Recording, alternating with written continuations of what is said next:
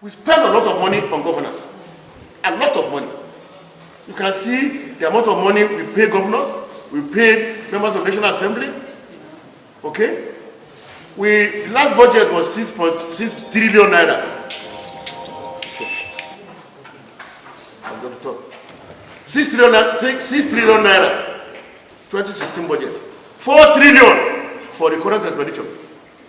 4 trillion, that's 2/3 of the budget. Only 2 trillion for capital expenditure.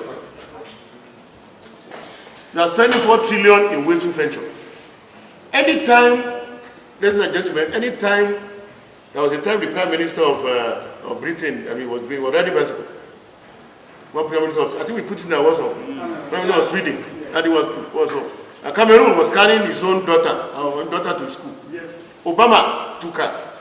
One car in front, another car at the back. If that the third one is for security. The governor of a state in Nigeria, minimum 10 cars. Minimum 10 cars. And they blow the road.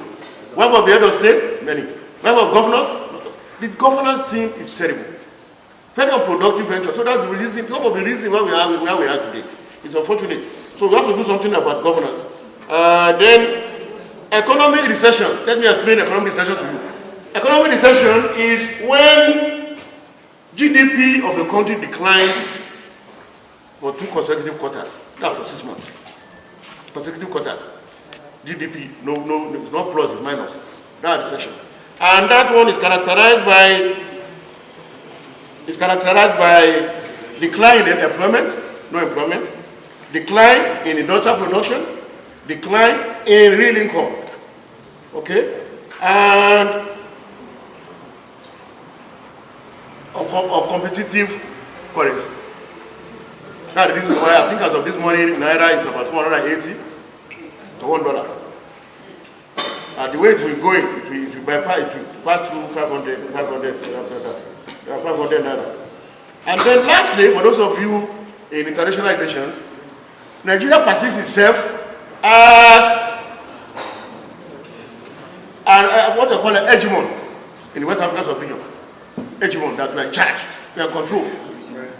It's our perception. But I'm not sure other countries give us that respect. I'm not sure. I'm not sure whether they give us that respect. You have to work for it. You have to work for it. If in Africa we think we are a major player in Africa. If your house is not in order, you cannot be leader. When Obama went to Ghana, Nigeria was very angry. That's why he didn't go to Ghana. But what was he coming to Nigeria to do? What will he say is proud of when he comes to Nigeria? Nothing. That's why he didn't come, and he wanted to show us that we have to put our house in order. So what is the way forward? I will mention it briefly. The first one is good governance. And all of us are involved. Good governance. Good governance. Second one, political stability. We need to be stable, which is gathered by inclusiveness. You don't discriminate. You bring everybody together. Good governance, political stability. The third one, value reorientation. Value reorientation. Value reorientation. The way we think. But not like Asi was telling us that you have to think what we teach students in university. You also have to think of what to teach, the kind of orientation we give our children. The kind of orientation we give our students. I know parents up to tomorrow who buy jam score. I think I'm not saying your mother followed with this, she didn't buy jam score. I know parents who buy jam score. I know private schools who buy invigilators and this of white. And they are not there to draw copy. Because they pay. So this value thing has to be incorporated. Say the reduction in the cost of governance. Diversification of the economy. We have to diversify the economy. The economy will be diversified. We are all drunk. We are all drunk. Okay? They said the Niger Delta militants are blowing up pipelines in Niger Delta. So the front of the government, they look for oil in the Chad, they look for oil in Medellin State, Benue Basin.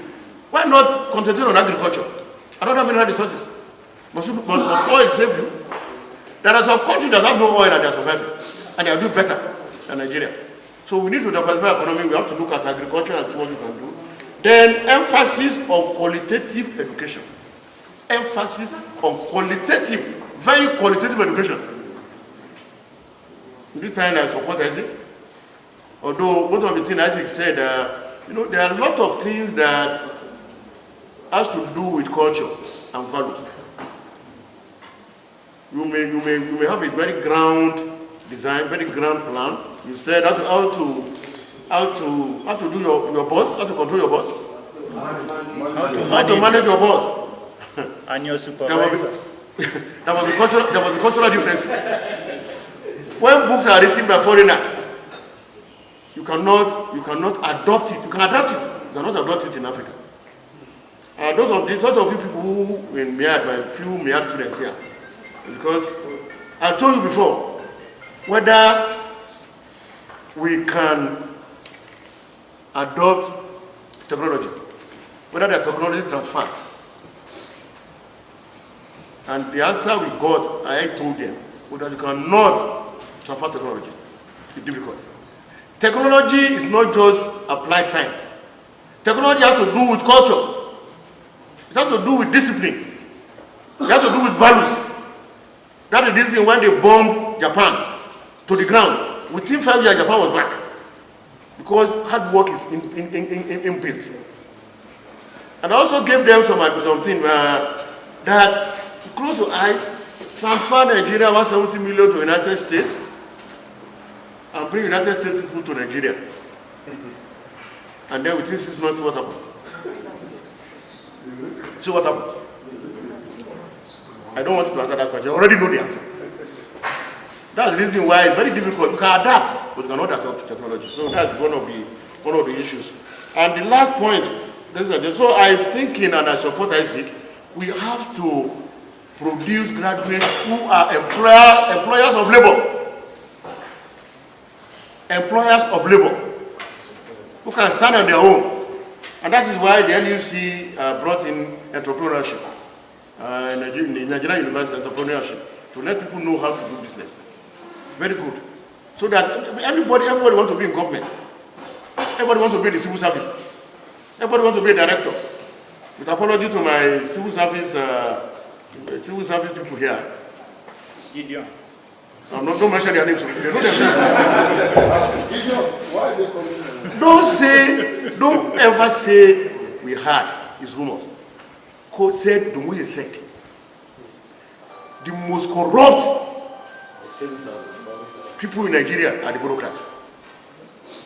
The director of the bank said the most corrupt. Quote me. Nearly half of the houses in Abuja are owned by directors. Quote me. Nearly all the houses in Abuja are owned by them. And the minister cannot steal money without the bank sector. No. They can't steal it. Because they're the one who will advise you what to do, how to steal it, how to cover it up. Of course, they will take their share. They will take their own. And when they are awarding contract, they are awarding to themselves. Or they are funny companies. So we need value orientation so that we can get ahead. Lastly, I want to talk about restructuring. This is the last thing I'll talk about. Restructuring. And it's very important. People are talking about restructuring. They don't understand what restructuring is all about. Don't like saying we want a defederalism. What do you mean by a defederalism? What do you mean? You don't understand it. When we say restructuring, are we saying we are going to the old 4 regions? No. Are we saying we are going to cancel the 36 states? No. Most of them don't understand it. Maybe what they mean is fiscal federalism. You organize the fiscal federalism, then you give the resources of state to the state.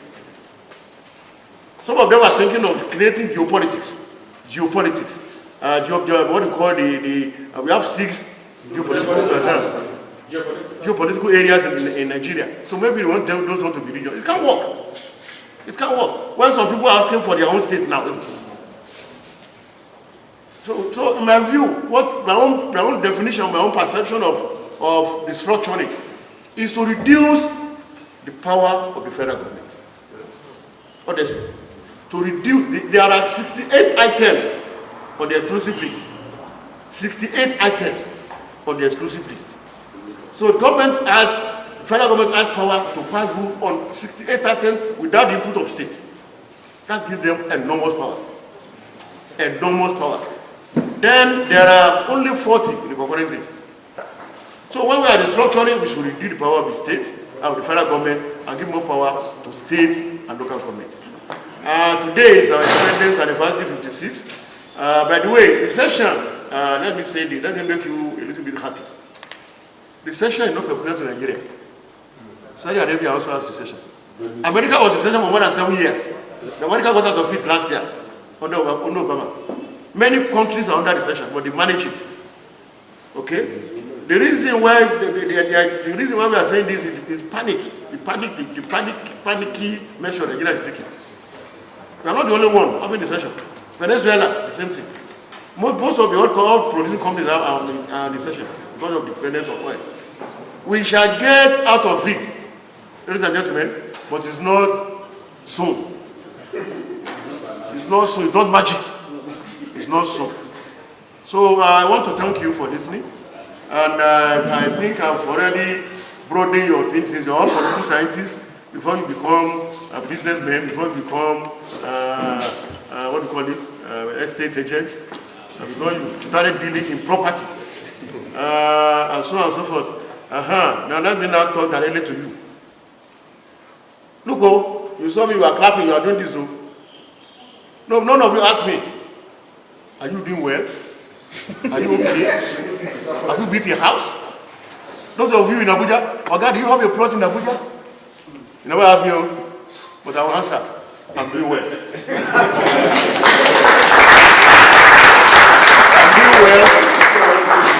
I'm doing well, and why am I doing well? I'm doing well because of many of you, my old students.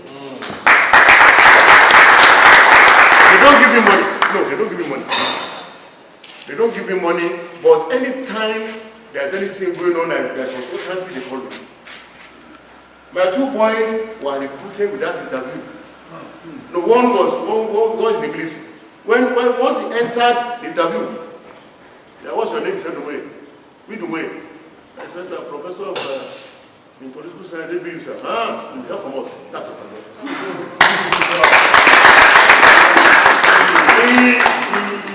He's now a captain. Wow. Immediately he joined, he took him to Tafo. Then the first son, he was at home for some time. Then one of you, a student also, a former student also, and we were just discussing. I said, okay, my boy is teaching the house. He said, don't want to teach. He said, what did you read? I said, engineering. He said, what? Electrical engineering. I said, okay, sir, I'll get back. One day, she called me. He said, that's your son, sir. Please tell him to come to Abuja. The boy went to Abuja to my former student. Then the man who was interviewing him said, oh, you are the one looking for a private company. You are the one looking for this experience. Okay. So I started work tomorrow. Then another one also came because I gave the TV to another weird former student who said I should bring it. I brought it down by phone. They gave me another chance when I did that. So I want to, I think, whatever I'm doing well, don't I went for the good money. I leave to see me in hospital. And I was the only one who got several cards from my student. Several cards from the student. So the other people in the world were saying, okay, what job are you doing? They don't want it. So whatever I'm doing well that makes you happy, please learn from us, do well. I'm very happy that you are talking about me. I want to matter to this, I want to matter to that. It's my job. I like doing what I'm doing. I was supposed to be a custom officer. I refused to go. I didn't want to be corrupt. So I want to thank you for coming together. I want to also state clearly that I envy you for coming together. I think you keep it up because the difference we make as students, the one that will last you forever. I want to wish you the best of luck you are undertaking. And I want to wish Nigeria well. I'm very much anniversary. That's very much.